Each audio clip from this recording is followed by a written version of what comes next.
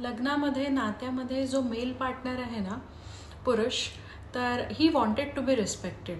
त्याला त्याचंच क्रेविंग असतं, त्याला तेच हवं असतं. आणि एक जी स्त्री आहे फिमेल पार्टनर बायको, ही शी वॉन्टेड टू बी लव्ड. हे सगळ्यात महत्त्वाचं आहे. आता यामध्ये गंमत बघा कशी होते की पुरुषाला जसा रिस्पेक्ट मिळत नाही तसं तो काय करतो, तिच्याबद्दल असलेले त्याचे फिलिंग्स, त्याला जे प्रेम तिला द्यायचं आहे त्या प्रेमाला, त्या भावनेला तो विथहोल्ड करतो. ठीक आहे. आणि तिला ते प्रेम मिळत नाहीये म्हणून त्याला जो रिस्पेक्ट तिने द्यायला पाहिजे तो रिस्पेक्ट ती विथहोल्ड करते. आणि मग यामध्ये या दुष्ट चक्रामध्ये फक्त आर्ग्युमेंट्स आणि डिससॅटिस्फॅक्शनमध्ये ते मॅरेज चालत राहतं. आता यासाठी काय करायला पाहिजे, सगळ्यात महत्त्वाचं थोडासा वेळ बायकोला तुम्हाला जास्त द्यायला पाहिजे.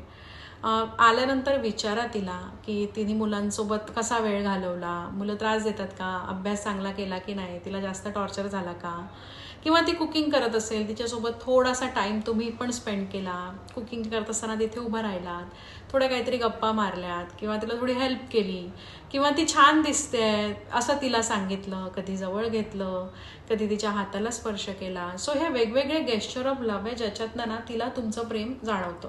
आणि ते जसं तिला जाणवणार ना तशी ती पण तुम्हाला रिस्पेक्ट देणं सुरू करणार, ऑटोमॅटिकली होणार.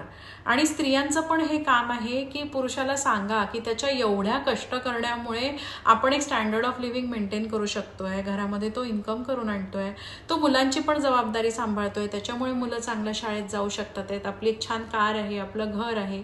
सो त्याला पण काहीतरी अप्रिशिएट करा आणि रिस्पेक्ट द्या. सो ह्या दोन गोष्टी जर एकमेकांनी एकमेकांसाठी केल्या ना, and fake it till you make it, जर नाही वाटत ना तरी करून बघा.